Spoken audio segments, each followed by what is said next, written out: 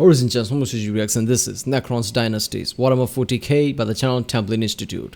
The Necrons withered beneath the entropy of time, locked away in hidden tomb walls, scattered across the galaxy. Yeah, Mars is one of them, right? Yeah. But now this dead... is Mars one of them? Are Necrons under the Mars? I don't know.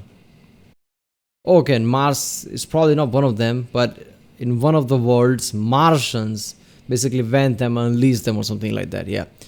But now, these dead walls are beginning to stir once more. The first step in a great awakening that will return the galaxy to its rightful rulers.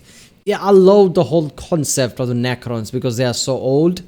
Necrons basically went to the old ones to help, but it's their, apparently it's their motto to not help anyone or something like that, I don't know. So they didn't help. So Necrons went to the C'tans, and C'tans were being devious. Basically made them their slaves and, you know, killed all the old ones. In the process, old ones created Eldar and orcs, basically. So, then, you know, obviously, Necrons and their leader basically turned against the C'tans, right? Took over control and basically cut them apart and stored them somewhere in some vaults or something because you can't kill C'tans. They are immortal like that. So which gives me this idea that in the future, in the Warhammer 40k lore, there's a chance somebody could assemble all these C'tans and C'tans might come back. But yeah, so Necrons are, you know, really powerful in that sense because they have power and knowledge of the old gods like old ones and C'tans. And, you know, somebody from the Mechanicus, basically some geek engineer just went there and, you know, messed with the things and unleashed Necrons or something. They were undergrounds, basically, you know, hibernating or something like that. So yeah, that's what I remember so far. So obviously Templin Institute, this is a 22-minute video, so they're going to go into good enough detail, I guess. Not the details and Lutin would go. I don't know if Lutin has a video on this, but I guess we'll see in the future. But yeah, let's watch this one. Remember, if you like my reaction, don't forget to like and subscribe. So I wish videos to react to more, and you'll be supporting my channel, I guess. Check out the links I did. There's a link in the description with all of my videos. Check out the cast of playlists like Warhammer 40k reaction playlist with all my Warhammer 40k video. So if you just want to see my Warhammer 40k reactions, check out that playlist. And there are other playlists too, like, you know, John, Internet Historian, History, Kazakhstan, Nutshell. Yeah, let's watch it.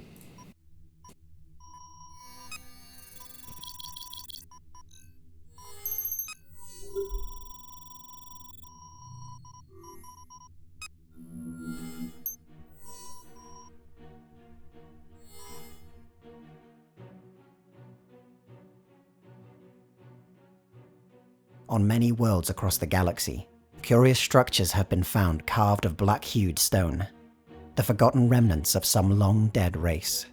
This is hardly unusual, and they are noted without much excitement among countless other ruins left by countless other races.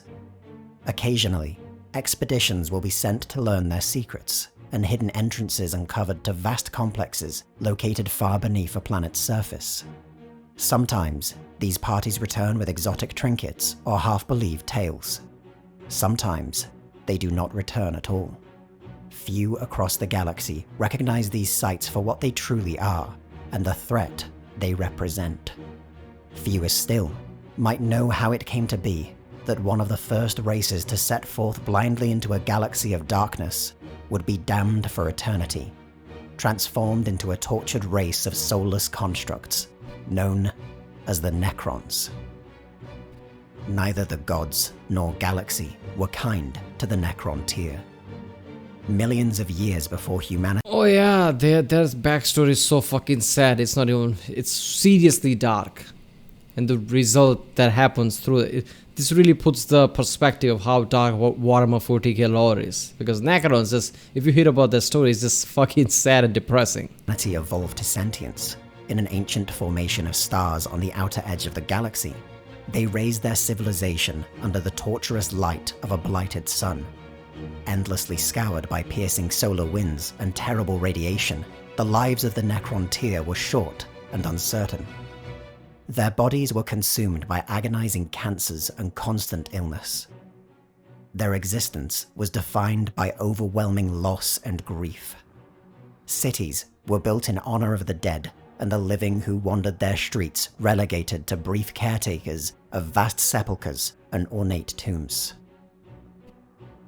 Driven by the desperate hope that they might free themselves from the cruel maladies of their sun, the Necrontyr set out to carve an interstellar empire. Bereft of psychic powers, the Necrontyr were unable to pierce the immaterium, and instead relied upon slow-moving torch ships, carrying enormous stasis crypts. Though arduously slow to realize their dream, the Necrontyr were able to colonize much of the galaxy. Tragically, however, they could not rid themselves of their physical frailty, for even on rich, unspoiled worlds, the curse of their homeworld left them withered and short-lived. It was a terrible irony, then, that of the few other civilizations present in the galaxy, they should encounter the beings known as the Old Ones. Ancient even to the Necrontyr, the Old Ones had long since conquered the burden of mortality and now were gifted with eternal life. Yet it was a gift they refused to share, and the entire Necrontyr race was left to fester in jealousy and resentment. Yeah, I think they are only called Old Ones because whoever discovered them in the current 40k timeline don't know what the name was or something, that's why they're called Old Ones. The unity that had propelled them into space was shattered, and competing Necrontyr dynasties warred with one another, in a conflict that threatened to destroy their entire race. Had these wars of succession been allowed to continue, the Necrontyr might have been yet another footnote in galactic history, a civilization that rose, burned brightly and briefly, only to be extinguished. But the Triarch, the ruling council of three that governed the Necrontyr race, realized that only an external enemy had the power to reunite the dynasties and revive the spirit of their civilization. The choice was obvious. Only the Old Ones presented a credible threat, and the jealousy and resentment of the Necrontyr had been kindled into a burning rage. Successionist dynasties were offered amnesty. The Necrontyr reunited under the rule of the Triarch, and armies and fleets were sent to fight a war they could not win. In contrast to the Necrontyr, the Old Ones were the masters of the Immaterium. Through the use of warp gates and the extra-dimensional webway, they constantly outmaneuvered the plodding forces of the Necrontyr. Despite their superior technology, they were little more than an irritation to the Old Ones, and faced with an invincible enemy, the dynasties fell back into civil war among themselves. Having only accelerated the complete collapse of their rule, the Triarch again searched for salvation. Competing accounts differ on how the Necrontyr first encountered the C'tan. Some claim they were discovered in the heart of a dying star, while others say that the burning hatred the Necrontyr held for the Old Ones acted as a type of beacon. Okay, seriously, look at the image somebody created. This is probably a fan artwork or something like that, but seriously, the whole story is so fucking good. In Warhammer 40k, I slowly realized that, there were lots of people who were creating the lore and everybody had their own vision and they just combined it. Because every single plot about different races, when you hear them, it's like a completely different, different type of thing than the other ones. And when you combine that, it makes the Warhammer 40k lore so rich. This whole concept of an old creatures like Necrons, and even their story involves really old creatures like the Old Ones and the C'tans, which are godlike creatures. It's just fucking awesome, combining with all the Imperium of Man, orcs, stories of orcs and eldars, stories of Tyranids, chaos guards, and top of that, fuck it, I'll add this Necron story. Necrons who are really dangerous and advanced, but they met the god-like creature which are even more older. The lore of Warhammer 40k is so rich, it's just ridiculous. I love whole this Necron concept because it has that Indiana Jones feels to it, right? In a way that Mechanicus or whatever Imperium of Man basically went out there basically found some ruins, some mystery. And they slowly uncover there are people like Necrons, and then they slowly uncover that, wait a minute, they used to interact with something like Old Ones, C'tans. It's just fucking awesome. You could do so much with the concept of all this. Lots of games, movies, but yeah, I don't know. Regardless, the power of the C'tan was incalculable. Beings of incredible raw energy, the C'tan dwarfed entire worlds. their consciousness too vast to even comprehend. They are literally That the gods. Necrontyr could even communicate with them was a miracle, and the oldest dynasties actively courted their favor. Through an eldritch type of living metal, the incorporeal forms of the C'tan were gifted bodies to inhabit in the physical realm. Thus clad, their consciousness and power was focused, and they soon came to delight in the pleasures available within the material universe. One such C'tan, acting as a forerunner to the coming of his brothers, appeared before the Triarch. It claimed it and its kind, like the Necrontyr, had fought a war against the Old Ones, a war they had lost, and now were hidden across the galaxy, eagerly awaiting allies who might help bring that ancient race to account. Okay, first of all, didn't Old Ones die out because Necrons killed them?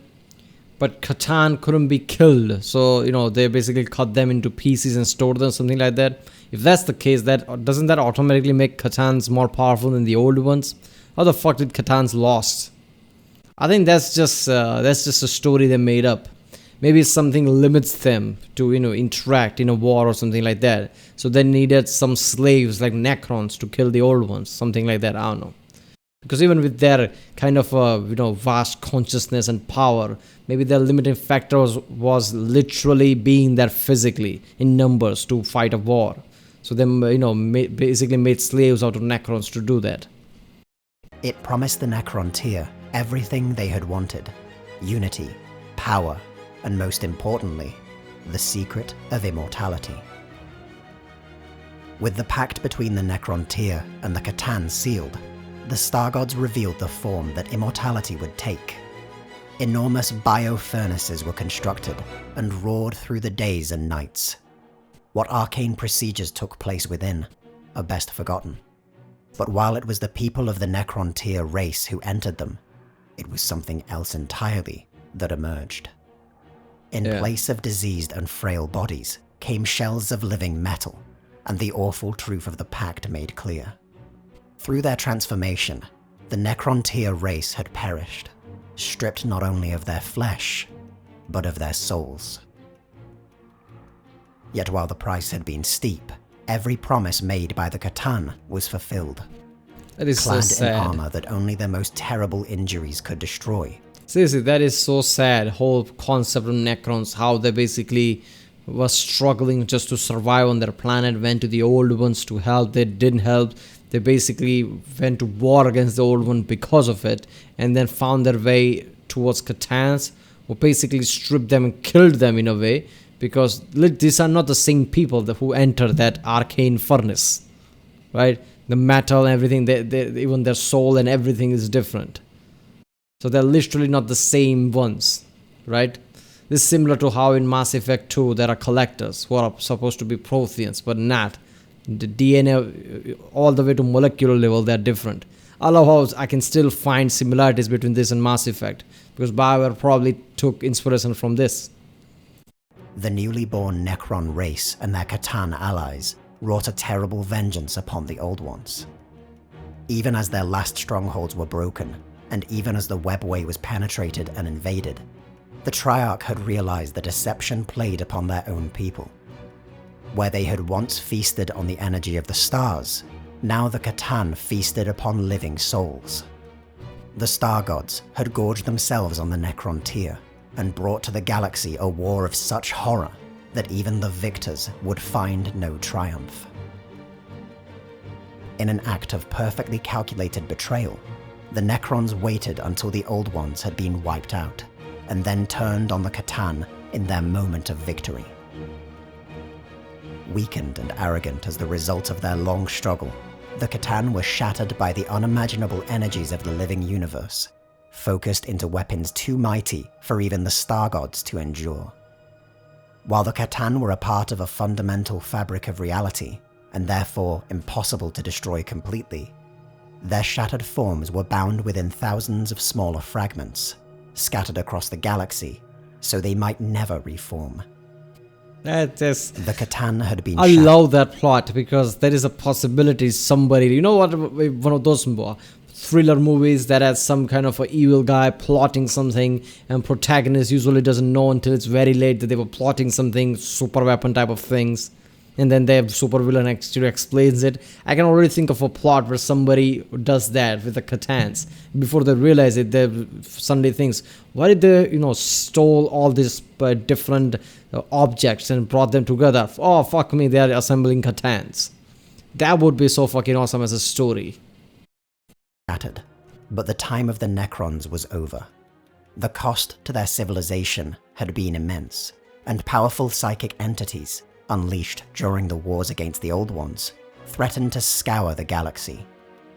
Younger races, created by the Old Ones to aid in their war, were also rising, with the wrath of the Eldari, in particular, impossible for Necrons to stand against. The Silent King, first among the Triarch, and the only member of that council who survived betraying the C'tan, gave one final order. His people were commanded to sleep, to wait for a time in which even the great power of the Eldari had withered, and the Necrons might return to rule the galaxy. With this order fulfilled, the Silent King vanished, fleeing into the intergalactic void, seeking solace and penance for the terrible suffering he had inflicted upon his people. I love how Necrons Eldars have become way too powerful. We'll wait for one day where we can return and attack them. Yeah, well, Slaanesh beat you to it. Slaanesh killed 90% of them already. But then they basically are, immersed. Like, okay, we immersed in this new world. Where are the Eldars? Eldars? No, now there's Imperium. There are humans, for fuck's sake. Basically, they come out expecting some Eldar and, attacking some Eldar, and suddenly they're just here. We are here fighting for the pride of the Emperor, brother. And, Necron's like, what the fuck is that now? Oh, wait a minute, those are Space Marines. On countless worlds, the skeletal constructs of the Necrons lay dormant. They slumbered through the Aeons as the galaxy healed from the wounds wrought during the war against the Old Ones, and new civilizations rose to fill the void left by their demise. But time wounded the Necrons in ways even their ancient enemies could not. Shifting tectonic plates crushed Necron strongholds on untold planets. Ooh. Stars went supernova, consuming tomb worlds in their death throes. That is so good of a detail. Everywhere, primitive races fought over the scraps of Necron territories. Even tomb worlds left untouched. Oh, I don't want to pause too much, but that is such a good detail, right? Because every time you see a story where, some old powerful creature was stored for thousands and even millions of years. Yeah, but did they predict what if a star goes supernova? I love that detail that lots of worlds got destroyed because literally stars exploded. Touched have felt the decay of time. Cascading failures in stasis crypts destroyed billions of dormant Necrons, while others have been affected by a slow madness that threatens to override their original programming. Even the last order of the Silent King has not been precisely followed. The great awakening of the Necron race has not occurred in unison, but in fitful starts across the millennia. Errors in circuits and protocols have enacted the revivification of tomb worlds far earlier than intended, with some said to have stirred in time to see the great crusade of the Emperor of Mankind, the cataclysm of the Horus Heresy, or the endless wars of the Age of the Imperium. While many have risen, most lay dormant still. The first skeletal machines encountered by the younger races were misidentified either as mindless constructs, another trivial Xenos race on par with the Hrud or Kroot, or most curiously, as chaos androids constructed by an extinct subspecies of abhumans. Of all the great powers in the galaxy, only the remnants of the Eldari understand the full nature of the Necron civilization. All Necrons, regardless of their rank or station, have had their Imagine that, Necrons rising up like that and all the humans like, what is that, some kind of a construct made by some subhuman, and Eldars in the distance slowly backing away. Like, why are the Eldars running away? What's happening here? flesh replaced with necrodermis. This living metal possesses the extraordinary ability to regenerate damage nearly instantaneously, flowing back together as if a liquid to repair even the largest gashes or tears. Given enough time, even the most terribly damaged Necron constructs can be repaired, or its consciousness transferred to a new body. Only a select few Necron constructs, however, possess a consciousness in the way the Imperium or the other races of the galaxy might understand it. The transformation of the Necrontyr race stripped the intellect, self-awareness, and personality from all but the most strong-willed. These individuals, often the leaders or elite of Necrontyr society, were given the very finest necrodermis bodies, but even they are pale shadows of their former selves. The professional soldiery were given comparatively crude bodies, while the common citizen received whatever remained. These tortured creatures are numb to all joy and experience, bound solely to the will of their masters, and requiring constant direction to fulfill their purpose. Even so, a tiny spark of their mortal selves remain, just enough to torment them with memories and echoes. During the time of the Necrontyr, their civilization embraced a rigid hierarchy. While split between various dynasties, all were ultimately subject to the will of the Triarchy, a council of 3 pharaons, the greatest and most powerful leaders of their race. The head of this council was known as the Silent King, for he never addressed his subjects directly, but rather through the pharaons who ruled alongside him. The short lifespan of the Necrontyr ensured that members from many dynasties were represented within the Triarch, or held the position of Silent King itself. Following their biotransference, the hierarchy of the Necrontyr became absolute with the Necrons. Completely subservient to the will of the Silent King, even the pharaons were forced to follow his directives through command protocols embedded in every Necron mind. So ashamed by his failures, however, the last Silent King severed these protocols upon his withdrawal from the galaxy, and ultimate authority had been split across the various dynasties that remained. Okay. Pharaons and other ranks of Necron overlords have awoken to find themselves free of the Silent King and able to pursue their own agendas. Combined with aberrations in their programming that leave some overlords struck by madness, the actions of the Necron race are eclectic almost to the point of randomness. That's a good addition, because now, Necrons are not a one entity under Silent King, because if they just emerge as a one entity under the Silent King, and Necrons is a one entity against, Imperium and things like that, that would be a bit too overpowering. But now, since they're different dynasty pursuing their own goals, that's more manageable, I guess. The Necron lords of some dynasties display a splendid adherence to honorable conduct, sending forth emissaries and diplomats. On the battlefield, they adhere to the spectacle of honorable war, rigorously applying their ancient codes of battle. Other dynasties have embraced treachery and terror, utilizing psychological warfare, deception, and assassination. More still focus their attention inwards, pursuing the systematic extermination of any life forms who interfere with their affairs. While these acts are extraordinarily diverse in their extent and method, all are directed towards a single common goal: the restoration of the Necron Dynasties to rule over the galaxy. Yet with the Triarch long destroyed, most tomb worlds still dormant, and others inflicted with madness, there can be no grand strategy. Each tomb lord pursues whatever course he deems most suited to circumstance. Some have sought to dominate nearby threats and sow terror on alien worlds. Others have stockpiled raw materials, or prioritized the recovery of cultural treasures or artifacts. A few have even begun the search for organic species whose bodies might be suitable vessels to reverse the curse of biotransference and bring about the return of the mortal Necrontyr. Damn. When committed to battle, the Necrons typically strike with little warning. A Necron Lord will have a great variety of forces at his command, but will typically rely on soldiers known simply as warriors or immortals, which made up the ancient armies of the Necrontyr. Lichguard, Deathmarks, and Praetorians are used more sparingly, while the largest Necron constructs are reserved for wars of annihilation and vast interstellar campaigns. Their highly advanced technology means that their armies typically need only march forward, and an overwhelming, inexorable advance has become synonymous with the Necrons.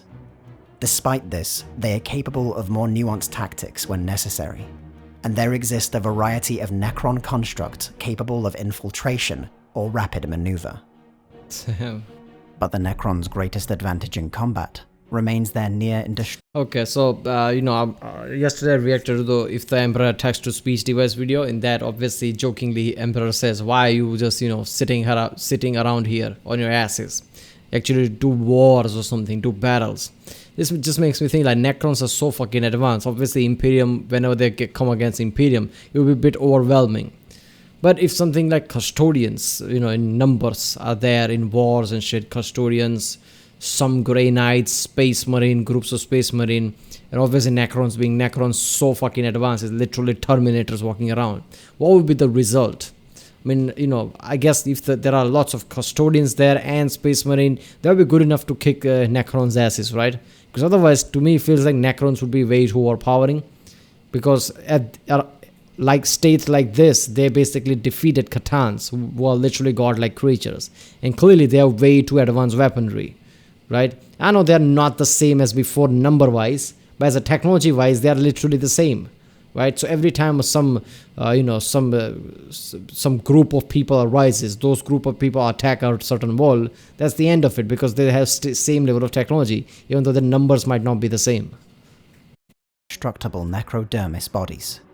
In the rare instances in which their armies have been destroyed, or the tide of battle has turned against them, every Necron construct has simply disappeared from the battlefield, phase-shifting to some other place or reality, so that they might repair their wounds, only to re-emerge once more. Ho ho. The method by which the Necrons achieve this remains unknown. They likely retain some access to the webway, forcing their way into the ancient labyrinth through the use of eldritch portals known as Dolmen Gates.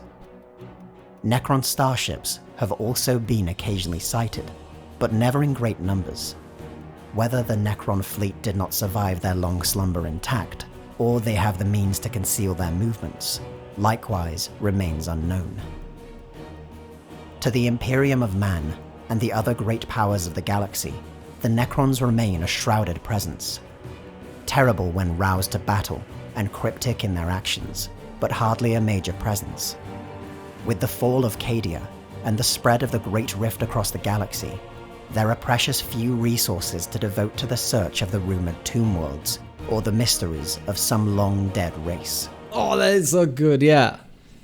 Fall of Cadia basically ensures the threat of chaos is high and the war is a bit too strong, right? Around this time, Imperium cannot afford to look for, tombs and things like this for the Necrons. Even though they might be a massive danger, right now they are not. And Imperium has more dangerous things to look forward to, I guess, than just search for these words. But as the time of ending begins across the galaxy, it is becoming harder and harder to ignore that tomb worlds are beginning to awaken at an ever-increasing rate. Certain patterns are starting to emerge, evidence that the power of the ancient Necron Empire is beyond even what the Eldari remember. As the great hive tendrils of the Tyranids sweep across the galaxy, it has been noted that even they avoid specific worlds. On Mars, an entire region has been quarantined, ostensibly due to some ancient contamination, but in truth, because a fearful entity dwells beneath it. Oh, I was right then. I wasn't wrong then. Mars also has Necron's tombs. Huh. A so-called Dragon of Mars. And despite the rampant spread of the ruinous powers and other warp-spawned horrors, there are curious places in the galaxy where even the overwhelming howls of the warp have been silenced. Oh, this is so good. Where the silence is far worse than the screams. So even the warp, basically, and things like that avoids those areas. Necrons are so advanced and powerful. Tyranids, like, mindless Tyranids, who are apparently like animals, right? Because they basically hunt like animals. They are not some malicious creatures like that who thinks and plot things. They're literally swarms of creatures. Even they're like, no, I'm not touching that shit. Necrons are that powerful. But Mars? Dragon of Mars, so there are Necron tombs there, probably. How can Imperium afford not to investigate that? Because if Mars falls, Mechanicus falls. If Mechanicus falls, Imperium is fucked. Where are they going to get their equipment from? So Mars is literally the forge world for the Imperium. I mean, you can't let that slide, right? You have to at least eliminate that one. Dragon of Mars. If there are Necrons tomb there, Imperium has to eliminate that first. Otherwise, Imperium is fucked. Some have even claimed that the stars themselves whisper of the Silent King, that its exile is over, and it walks among the dynasties once more. If the Great Awakening is finally at hand, then the remnants of the Eldari, the vast host of the Imperium, the Orc hordes and Tyranid hive mind, even the gods of chaos themselves, might finally learn that for all their fearsome power, this galaxy was never truly theirs. Come on. That they are merely trespassers. Come on, Chaos Gods, come on. They're Chaos Gods, right? I mean, they might realize, oh, wait a minute, Necrons are a massive threat, but they're not going to be scared of that. First of all, Chaos, like explained, cannot be killed, right? If a demon gets killed, basically gets reincarnate again. When they go back to Chaos, they come back again. You can't really kill Chaos in a way. Right? So Chaos Gods are not going to be like, oh, the Necrons. But they would realize that that's a bigger threat than anything else if Necrons rise like that. Whose time is finally over. What was that? Oh, wonderful. I was concerned I might have missed you. Please allow me to express my fulsome appreciation of your investigation, as you call it. Thoroughly researched and well spoken. Delightful from beginning to end. A few errors here and there. A few omissions. I had hoped that I or my collection might warrant inclusion. But you make cuts for time. I entirely understand. I am something of a seeker into mystery myself, and I feel a sense of professional courtesy to inform you that the presence of your institute has not gone unnoticed here. Is that Imperium? You are watched by some of whom you are already aware, and by others of which you are not. It is so rare to find those who might appreciate my work. It would be such a shame to see you become an agent of disorder. Until then, feel free to visit any time. Wait a minute, is that Inquisition? Look, what is that? Always a place for you here. Investigates the nations, factions, and organizations. Japanese student would be like, shut the fuck up and cut off the call. You're like, you goddamn it, you cut off my call. I love that small thing in the end. Alright, Necrons.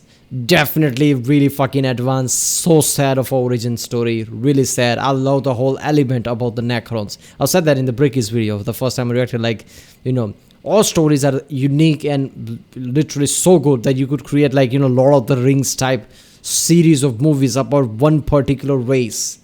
And expand the whole universe with different, like how that Marvel universe, somebody could literally spend money into creating this Warhammer universe with different movies, series of movies about one particular thing, one origin story. You can create Necrons series of movies, and it would be so fucking good because the stories are so rich that every region, every different race's stories feels completely different and so different from other thing, and it's so rich. And they're all in one world. Thinking about that is so good. That's what makes some lore really good. Like different rich stories in one universe. That's so good. This is why Marvel universe work in the first place. Like people love that, everything connects together, Iron Man, Captain America, everything basically connects to one thing. People love that. Warhammer is that. I'm hoping that not now, maybe not next decade, maybe 2-3 decades, whenever in the future people realize what a great gold mine this Warhammer universe is, and somebody actually tries to make this. Well, let's be honest, Marvel universe, DC universe will run out eventually, right? All the main things will run out. How long they're going to make movies about that? Few decades at best. Then they'll find something else, right?